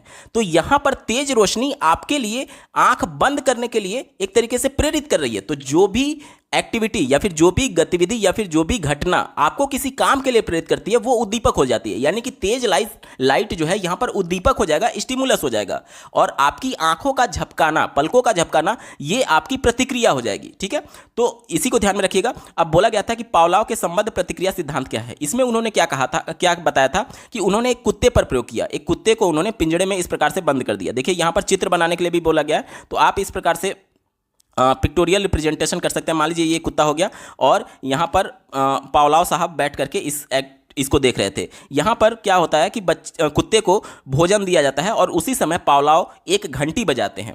यही प्रक्रिया बार बार दोहराई जाती है। जो कुत्ता था वो भोजन देख करके मुंह से लार टपकाने लगता है। यही एक्टिविटी बार बार दोहराई गई। तो एक समय ऐसा हुआ कि भोजन देने के साथ साथ कुत्ते को ये समझ में आ गया कि घंटी भी बजाई जाती है। तो कुछ समय बाद जब यही एक्टिविटी बार बार दोहराने के बाद भोजन ना दे करके केवल घंटी बजाई गई तो भी कुत्ता मुंह से लार टपकाने लगा। क्यों? क्योंकि उसे ये पता हो गया था कि घंटी बजने के साथ मुझे भोजन मिलता ही मिलता है। तो यहां पर देखिए स्टिमुलस मैंने आपको क्या बताया था, उद्दीपक क्या बताया था, जो किसी एक्टिविटी को करने के लिए प्रेरित करे, जो किसी काम को, किसी कार्य को करने के लिए प्रेरित करे। तो यहां पर स्टिमुलस क्या था, भोजन था, क्योंकि भोजन की वजह से ही तो कुत्ता लार टपका रहा था। और लार टपकाना ये क्या था, रिस्पॉन्स था कुत्ते का, यानी कि वो कुछ एक्शन ले रहा था, भोजन को देख करके लार टपका रहा था, तो यानी प्रतिक्रिया दे रहा था। तो रिस्पॉन्स यहां पर क्या था, लार टपकाना। यहां तक क्लियर हो गया। अब देखिए कुछ समय बाद जब भोजन को रिप्लेस कर दिया गया, किससे, घंटी से, क्योंकि केवल घंटी बजाने मात्र से वो लार टपकाने लगा था। तो अब स्टिमुलस जो है वो भोजन ना रह करके क्या हो गया, घंटी हो गया। यानी कि एक्चुअल स्टिमुलस तो ये था, एक्चुअल स्टिमुलस भोजन था, लेकिन उसको रिप्लेस कर दिया गया एक बनावटी स्टिमुलस यानी बनावटी उद्दीपक घंटी से। तो इसीलिए इसको बोला जाता है कि इसको कोरिलेट कर दिया गया, एसोसिएट कर दिया गया। भोजन को किससे एसोसिएट कर दिया गया, घंटी से एसोसिएट कर दिया गया, इसीलिए इसे संबद्ध प्रतिक्रिया। देखिए ये संबद्ध हो गया, भोजन किससे संबद्ध हो गया, घंटी से, और प्रतिक्रिया तो अभी भी वो कुत्ता लार टपका ही रहा है, इसीलिए इसको पावलाव का संबद्ध प्रतिक्रिया सिद्धांत कहते हैं। ठीक है, यहां तक क्लियर हो गया। आपसे बोला गया था कि इसका चित्र भी बनाइए, तो इस प्रकार से आप पिक्टोरियल रिप्रेजेंटेशन करके दिखा सकते हैं। अगला प्रश्न पूछा गया था, अभिप्रेरणा किसे कहते हैं। अभिप्रेरणा को इंग्लिश में मोटिवेशन बोलते हैं और मोटिवेशन के प्रकार भी बताने के लिए बोला गया है, अभिप्रेरणा के प्रकार बताने के लिए। ठीक है, तो अभिप्रेरणा के बारे में आप लिख सकते हैं कि अभिप्रेरणा से तात्पर्य उस प्रेरक से होता है जो व्यक्ति को खास लक्ष्य के प्रति व्यवहार करने के लिए उत्प्रेरित करता है। जैसे कि आप मोटिवेटेड हैं इस वीडियो को देखने के लिए, क्यों? क्योंकि आपका एक लक्ष्य है कि आप डीएलएड की परीक्षा में अच्छे नंबर से पास हो जाएं। तो आपका लक्ष्य क्या है? डीएलएड पास करना अच्छे नंबर से। और इस लक्ष्य के लिए आपको कौन प्रेरित कर रहा है? इस वीडियो को देखने के लिए, यानी प्रीवियस ईयर क्वेश्चन पेपर को देखने के लिए। ठीक है, तो यानी कि कोई भी एक ऐसा प्रेरक जो कि आपको किसी कार्य के प्रति व्यवहार करने के लिए प्रेरित करता है, उसे ही हम लोग अभिप्रेरणा बोलते हैं। ठीक है, अब हमसे पूछा जा रहा है कि अभिप्रेरणा के प्रकार बताइए। अभिप्रेरणा के प्रकार हमसे पूछा जा रहा है। अभिप्रेरणा के दो प्रकार होते हैं, पहला प्राकृतिक और दूसरा कृत्रिम। प्राकृतिक में भी दो होता है, पहला मनोदैहिक और दूसरा सामाजिक। मनोदैहिक क्या होता है? तो ऐसा अभिप्रेरणा जो कि जन्मजात बच्चे के अंदर देखने को मिलता है, जैसे कि खाना हो गया, पीना हो गया, काम हो गया, ये सब क्या है? ये जन्मजात होता है। ठीक है, जैसे बच्चा जब जन्म लिया तो उसको बाहर से सीखने की, मोटिवेट होने की आवश्यकता नहीं है कि मुझे भूख लगेगी, समाज मुझे सिखाएगा कि भूख लग रही है। नहीं, वो जन्म लेता है तभी से उसके अंदर ये प्रेरणा होती है कि भूख लगेगा तो वो रोएगा ही रोएगा। तो इसीलिए इसे जन्मजात बोलते हैं। और दूसरा क्या होता है? सामाजिक प्रेरणा, यानी कि समाज से जो अर्जित किया जाता है, जैसे कि नेतृत्व की भावना, उसके अलावा प्रेम की भावना, स्नेह की भावना, ये सब सामाजिक प्रेरणा के अंतर्गत आता है। इसके अलावा आप कह सकते हैं व्यक्तिगत प्रेरणा, यानी कि इंडिविजुअल आप मोटिवेशन कह सकते हैं। इसमें इसके अंतर्गत रुचियां, दृष्टिकोण और नैतिक मूल्य आते हैं। यानी प्रत्येक बच्चे जो है वो अपना नैतिक मूल्य खुद डिसाइड करते हैं। आपने जो नैतिक विकास का सिद्धांत पढ़ा होगा उसमें क्या बताया था कि एक अवस्था के बाद बच्चे खुद से अपना नैतिक मूल्य स्वीकार करने लगते हैं। वो समाज में अगर कुछ गलत हो रहा है तो सामाजिक जो पहले से रूढ़िबद्ध विचार चल रहा है उसका भी बच्चा विरोध कर पा रहा है, यानी कि अपने स्तर पर वो नैतिकता अपने से तैयार करने लगता है। तो ये कौन सी अवस्था होती है? ये कौन सा अभिप्रेरणा होता है? ये होता है व्यक्तिगत अभिप्रेरणा। इसके बाद से कृत्रिम अभिप्रेरणा भी होता है, जिसमें पहला हो जाएगा आपका दंड एवं पुरस्कार, सहयोग हो जाएगा, अभिप्रेरणा में परिपक्वता हो जाएगा। ये सब कृत्रिम अभिप्रेरणा के अंतर्गत आएंगे। अगला प्रश्न पूछा गया था, ध्यान व रुचि में क्या संबंध है? एक ऐसी सूची बनाइए जिसमें आप कक्षा में बच्चों की रुचि उत्पन्न कर सकते हैं। तो देखिए, ध्यान और रुचि में हमसे रिलेशन पूछा जा रहा है। तो रुचि यानी बच्चे जिसमें इंटरेस्ट लेंगे उसी के प्रति ध्यान आकर्षित करते हैं, या फिर जिस पर बच्चे ध्यान आकर्षित करते हैं उसी में रुचि लेते हैं। दोनों आप कह सकते हैं, यानी दोनों एक ही सिक्के के दो पहलू हैं। जैसे ध्यान से समझिएगा, मान लीजिए कि कक्षा में आप कोई एक्टिविटी करा रहे हैं, उस एक्टिविटी में बच्चा अगर ध्यान से देख रहा है तो उसमें उसका रुचि उत्पन्न हो जाएगा। या फिर मान लीजिए कोई कक्षा में आप चैप्टर पढ़ा रहे हैं और बच्चा अगर उसमें रुचि ले रहा है, जिस शिक्षण विधि के माध्यम से, जैसे खेल के माध्यम से, कहानी के माध्यम से आप बता रहे हैं, अगर बच्चा उसमें रुचि लेगा तभी वो ध्यान से सुनेगा या फिर देखेगा आपके द्वारा की जा रही एक्टिविटी को। अगर वो रुचि नहीं लेगा तो उस पर वो ध्यान भी केंद्रित नहीं करेगा। ठीक है, यानी कि ध्यान और रुचि जो है एक ही सिक्के के दो पहलू होते हैं। इस प्रकार से आप इसके बारे में, संबंध के बारे में लिख सकते हैं। हमसे बोला गया कि एक ऐसी सूची बनाइए जिससे आप कक्षा में बच्चों की रुचि उत्पन्न कर सकते हैं। तो इसके लिए आपको देखिए, बच्चे के मानसिक स्तर को विशेष तौर पर ध्यान देना होगा, क्योंकि बच्चा उसी काम में रुचि लेगा जिसके लिए वो मेंटली प्रिपेयर होगा। अभी मैंने आपको बताया पिछले प्रश्नों में कि मान लीजिए बच्चा प्राइमरी स्तर का है तो आप उसको लेक्चर देकर के चले जाएंगे तो वो नहीं सीखेगा, क्योंकि उसका मेंटल एज अभी ऐसा है कि वह केवल खेल के माध्यम से, कहानियों के माध्यम से सीख सकता है। तो यहाँ पर उचित शिक्षण विधि का चयन जब हम लोग करेंगे तो बच्चे में रुचि उत्पन्न होता है। इसके अलावा कुछ एक्टिविटी के बाद बच्चे को थोड़ा सा आराम देने की जरूरत है, नहीं तो वो बोर होने लगेगा एक ही काम करने के संदर्भ में। ठीक है, इसके अलावा बच्चे की सहभागिता भी बहुत ज़्यादा इंपॉर्टेंट है। बच्चा खुद करेगा तभी वह उसमें रुचि लेगा। ऐसा नहीं है कि आप ही केवल करे जा रहे हैं और बच्चे केवल देख रहे हैं, तो ये भी बच्चे के लिए कहीं ना कहीं निगेटिव हो जाएगा, और जहां निगेटिव हुआ बच्चा रुचि नहीं लेगा। तो ये सब कुछ आप पॉइंट सारणी में बना करके लिख सकते थे। ठीक है, चलिए बढ़ते हैं अगले प्रश्न की तरफ। शिक्षा में व्यक्तिगत विभिन्नताओं के प्रभाव की विवेचना कीजिए। व्यक्तिगत विभिन्नता यानी कि इंडिविजुअल डिफरेंसेस की बात की जा रही है। देखिए, अगर एक माता के जुड़वा बच्चे भी हैं तो भी उसमें इंडिविजुअल डिफरेंसेज रहेगा। क्यों रहेगा? उनके माता पिता के द्वारा जो उसमें हेरिडिटी यानी कि वंशानुक्रम यानी कि जो आनुवांशिक लक्षण है वो ट्रांसफर तो हो गए, लेकिन जरूरी नहीं है कि दोनों को एक ही इन्वायरमेंट मिले। आपने एक मूवी देखी होगी, जुड़वा मूवी, तो दोनों जुड़वा भाई थे, लेकिन उसमें क्या हुआ कि एक को अलग इन्वायरमेंट मिला, दूसरे को अलग इन्वायरमेंट मिला। तो हेरिडिटी तो बिल्कुल समान था, लेकिन इन्वायरमेंट अलग होने की वजह से दोनों का विकास अलग अलग हुआ। इसीलिए जब व्यक्तिगत विभिन्नताओं की बात करते हैं तो एनसीएफ 2005 और राष्ट्रीय शिक्षा नीति ये पैरवी करता है कि प्रत्येक बच्चे के इंडिविजुअल डिफरेंसेस को ध्यान में रखते हुए समावेशी शिक्षा का कॉन्सेप्ट लाया गया था। यानी कि कोई भी एक मानक करिकुलम डिसाइड नहीं हो सकता। जैसे मान लीजिए एक ही कक्षा में शारीरिक विकार से जूझ रहा बालक है, यानी पैर से विकलांग बालक हो सकता है, कोई कान से ना सुनने वाला बालक हो सकता है, कोई दृष्टिहीन बालक हो सकता है जो देख ना सके। तो उन सब के लिए हमें जरूरत क्या है कि उनकी जरूरतों को पहचाना जाए।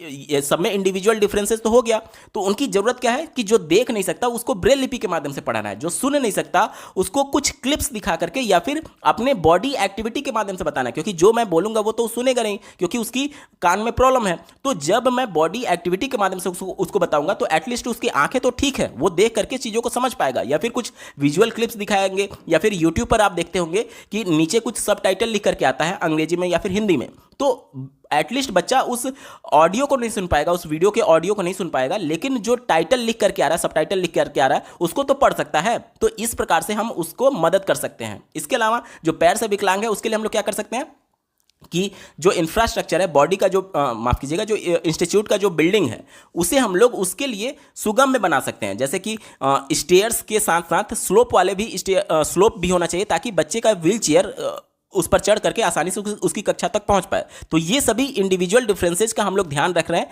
क्यों? ताकि वह कक्षा में अर्थपूर्ण अधिगम कर पाए। इसके अलावा जो अधिगम विकार होते हैं उससे भी जूझ रहे बालक हो सकते हैं, जैसे कि डिसलेक्सिया हो गया। आपने एक मूवी देखी होगी तारे जमीन पर, उसमें क्या था कि जो मेन कैरेक्टर था बच्चे का, वो बी और डी में अंतर नहीं कर पा रहा था, तो ये इसे ही बोलते हैं पठन अक्षमता यानी डिसलेक्सिया।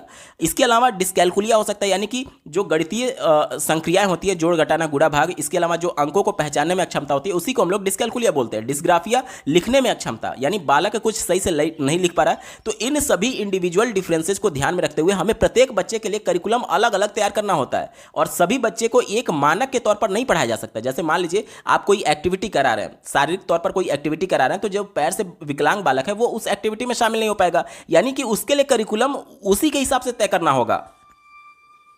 अगला प्रश्न पूछा गया था, स्मृति को परिभाषित कीजिए, स्मृति के विभिन्न प्रकारों को उदाहरण देकर के समझाइए। तो स्मृति के बारे में आप लिख सकते हैं कि स्मृति से तात्पर्य भूतकालीन घटनाओं के अनुभवों की कल्पना एवं पहचान करना है कि वे ही भूतकालीन अनुभव है।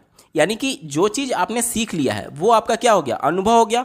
अब वो अनुभव जो है वो आपके माइंड में जाकर के सेव हो जाता है, जो जीन पियाजे ने स्कीमा टर्म दिया था, यानी कि वो आपके माइंड में एक फोल्डर बना होगा, उसका एक इमेज आपके माइंड में जाकर के सेव हो जाएगा। अब जब आपको ज़रूरत पड़ेगी तो आप उस चीज़ को रिकॉल कर सकते हैं। तो इसी को बोलते हैं स्मृति, यानी कि जो पुराने अनुभव हैं उसको फिर से अपने सचेतन मन में लाना, इसी को बोलते हैं स्मृति। ठीक है, हमसे बोला गया है कि स्मृति के विभिन्न प्रकारों का उदाहरण देकर के समझाइए। तो स्मृति के प्रकार में पहला आप लिख सकते हैं तत्कालिक स्मृति। तत्कालिक स्मृति में क्या होता है कि जो हम एक्टिविटी अभी वर्तमान में कर रहे हैं उससे जुड़े हुए बातें उसमें सेव होती हैं। जैसे कि मैं मान लीजिए, ध्यान दीजिएगा, मैं एक कैलकुलेशन कर रहा हूँ कि 5 + 10 + 3 + 15 इतना करना है। तो देखिए हम लोग क्या करते हैं, 5 में 10 जोड़ेंगे तो 15 हो जाएगा। 15 हमारा फाइनल रिजल्ट नहीं है, 15 हमारा फाइनल रिजल्ट नहीं है। फिर 15 को 3 में जोड़ेंगे तो 18 हो जाएगा। अब 18 भी हमारा फाइनल रिजल्ट नहीं है, यहाँ तक हमें 15 मिला था, यहाँ तक 18 मिला था। अब 18 में 15 जोड़ेंगे तो कितना आ जाएगा, वो आ जाएगा 33। तो हमारा रिजल्ट 33 फाइनल है, लेकिन ये 15 और 18 बीच में कहीं ना कहीं स्टोर करना पड़ेगा हमें माइंड में, तभी तो स्टोर करके हम इसमें 15 जोड़ रहे थे, 15 स्टोर करके इसमें 3 जोड़ रहे थे। यानी कि जो घटनाएं हमारे माइंड में तत्कालिक कुछ समय के लिए सेव होती हैं उसी को बोलते हैं तत्कालिक स्मृति। ठीक है, दूसरा होता है स्थायी स्मृति। यह किशोरावस्था में विकसित होता है, बड़े होने पर याद रखने की क्षमता स्थायी हो जाती है। जैसे कि बच्चा जब प्राइमरी लेवल का होगा, जब उसकी एज कम होती है तो क्या करता है कि वो चीज़ों को बहुत जल्दी भूल जाता है, लेकिन किशोरावस्था में जाने के बाद से वो उन चीज़ों को लंबे समय तक याद रख सकता है। ठीक है, इसके बाद से अगला जो प्रकार होता है स्मृति का वो होता है व्यक्तिगत स्मृति। इसके अंतर्गत व्यक्ति जो होता है वो अपने व्यक्तिगत अनुभवों को स्मरण रखता है, यह व्यक्ति के साथ नए अनुभव होते हैं। ठीक है, अगला होता है अव्यक्तिगत स्मृति। देखिए व्यक्तिगत में क्या होता था कि बच्चा जो अनुभव करेगा वहीं उसको चीज़ें याद रहेंगी, लेकिन अव्यक्तिगत में क्या होता है कि जो चीज़ें बच्चा अनुभव नहीं किया है उसको भी याद रखता है। जैसे कि किताब में जो कुछ भी वो पढ़ा हुआ है, जैसे कि इतिहास में उसने कुछ पढ़ा, तो इतिहास में जो कुछ भी पढ़ा उसका वो अनुभव तो किया नहीं है, उस समय वो तो था नहीं, घटित नहीं हुआ उसके सामने, फिर भी वह किताब की बातों को लंबे समय तक याद रखता है। तो इसे बोलते हैं अव्यक्तिगत स्मृति, यानी कि जो चीज़ें बच्चा महसूस नहीं किया है उसको भी याद रखना, सूचना और व्यक्तिगत स्मृति के अंतर्गत आएगा। इसके बाद से तार्किक स्मृति आता है। इस स्मृति में हम वस्तु के औचित्य पर तर्क वितर्क करके स्मरण करते हैं। इसके अलावा सक्रिय स्मृति भी होती है। सक्रिय स्मृति के अंतर्गत हम पूर्व में प्राप्त अधिगम को स्मरण करते हैं। निबंधात्मक प्रश्नों के उत्तर देने में बालक को उससे संबंधित तथ्यों का स्मरण करने का प्रयास करता है। ठीक है, इसके अलावा यांत्रिक स्मृति होती है। तो ये सब स्मृति के प्रकार हैं, इन्हीं को आपको लिखना था। ठीक है, चलिए अगला प्रश्न पूछा गया है, आप कक्षा में बच्चों के भूलने की क्रिया को कैसे नियंत्रित करेंगे? भूलने की गति को रोकने के उपाय बताइए। तो भूलना यानी कि विस्मृति इसको बोलते हैं और इसी को अंग्रेजी में फॉरगेटिंग बोलते हैं। तो बच्चे को भूलने से रोकना है तो क्या करना होगा? तो इसके लिए थॉर्नडाइक ने अपना अभ्यास का नियम बताया था कि किसी भी सीखी गई चीज़ को लंबे समय तक धारण करने के लिए बच्चा तभी कर सकता है जब लगातार उसका अभ्यास करे।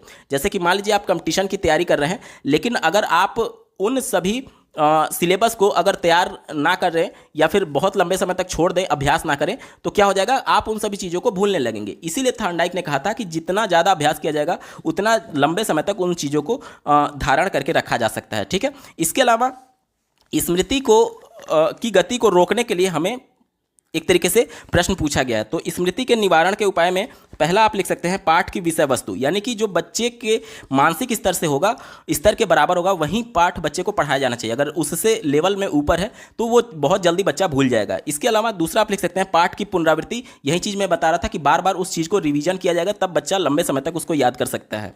तीसरा आप लिख सकते हैं पूरे पाठ का स्मरण, यानी कि देखिए कोई एक कॉन्सेप्ट है तो ऐसा नहीं है कि आप आधा कॉन्सेप्ट पढ़ें फिर 2 दिन बाद आधा कॉन्सेप्ट पढ़ें, नहीं, एक बार में पूरा कॉन्सेप्ट पढ़िए। उन चीज़ों को एक बार में अगर आप एक्वायर करेंगे तभी वो चीज़ें लंबे समय तक आपको ध्यान में रहेंगी। इसके अलावा होता है स्मरण करने के नियमों का प्रयोग, यानी कि किस विधि का आप प्रयोग कर रहे हैं चीज़ों को स्मरण करने के लिए।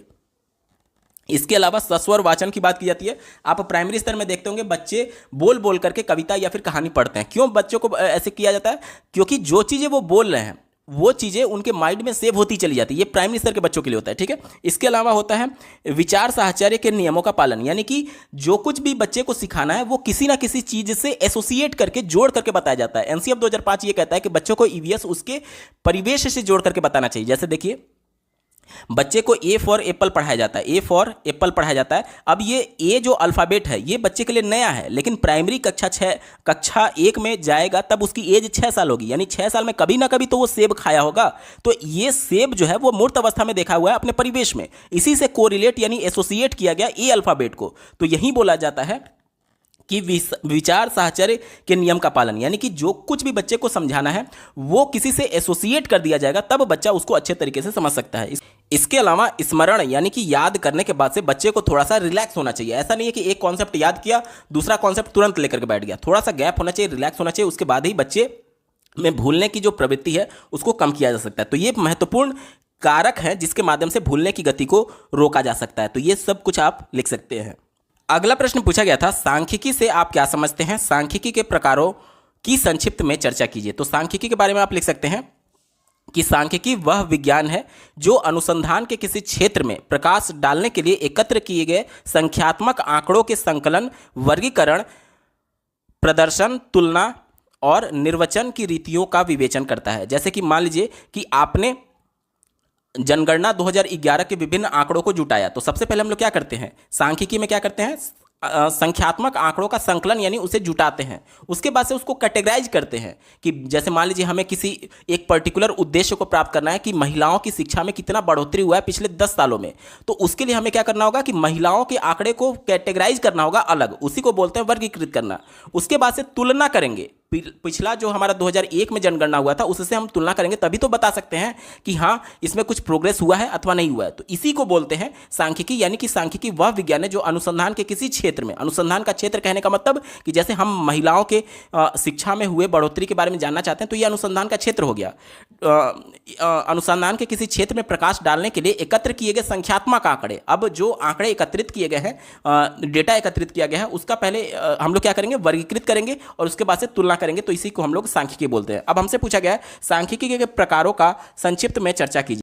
सांख्यिकी के प्रकारों की अगर बात करें तो देखिए 2 प्रकार से सांख्यिकी को वर्गीकृत किया जाता है, पहला आंकड़ों के आधार पर, दूसरा उपयोगिता के आधार पर। तो आंकड़ों के आधार पर पहला होता है प्राचल सांख्यिकी, जिसे पैरामेट्रिक स्टैटिक्स बोलते हैं, और दूसरा होता है अप्राचल सांख्यिकी जिसे नॉन पैरामेट्रिक स्टैटिक्स बोलते हैं। इसके अलावा अगर उपयोगिता के आधार पर बात करें तो उपयोगिता के आधार पर पहला होता है वर्णनात्मक सांख्यिकी, जिसमें वर्णनात्मक सांख्यिकी वह सांख्यिकी है जिसकी सहायता से किसी समूह या वर्ग की प्रकृति या स्वरूप आदि का वर्णन किया जाता है। दूसरा होता है अनुमानिक सांख्यिकी, जिसमें हम लोग किसी आंकड़े को लेकर के अनुमान लगाते हैं। तीसरा होता है भविष्य कथनात्मक सांख्यिकी, यानी कि जैसे मान लीजिए 2011 का ही जनगणना है, तो उसमें महिलाओं में जिस प्रकार से प्रोग्रेस हुआ या फिर जिस प्रकार से जनसंख्या बढ़ रही है 2001 से 2011 में जितना बढ़ गया, अब उसके आधार पर हम लोग एक अनुमान या फिर भविष्य कथन कर सकते हैं कि आने वाले 10 सालों में जनसंख्या अगर इसी रेट से बढ़ी तो कितनी जनसंख्या हो सकती है। तो इसे क्या बोलते हैं, भविष्य कथनात्मक सांख्यिकी। तो इस प्रकार से आप सांख्यिकी का वर्णन और उसके प्रकारों के बारे में लिख सकते हैं। दोस्तों ये पेपर पूरा सॉल्व हो चुका है। आपको ये वीडियो कैसा लगा कमेंट के माध्यम से जरूर बताइएगा, और ऐसे ही महत्वपूर्ण अपडेट के लिए इस चैनल को सब्सक्राइब करना ना भूलें। अगर आप पिछले वर्षों में जो प्रथम सेमेस्टर की परीक्षाएं हुई हैं उन सबका कंप्लीट पेपर सोल्यूशन डिटेल में देखना चाहते हैं सब्जेक्ट वाइज, तो इस वीडियो के बाद इस वीडियो का डिस्क्रिप्शन जरूर चेक करिएगा। इस वीडियो को देखने के लिए आपका बहुत बहुत धन्यवाद। भगवान करे आपका दिन शुभ हो।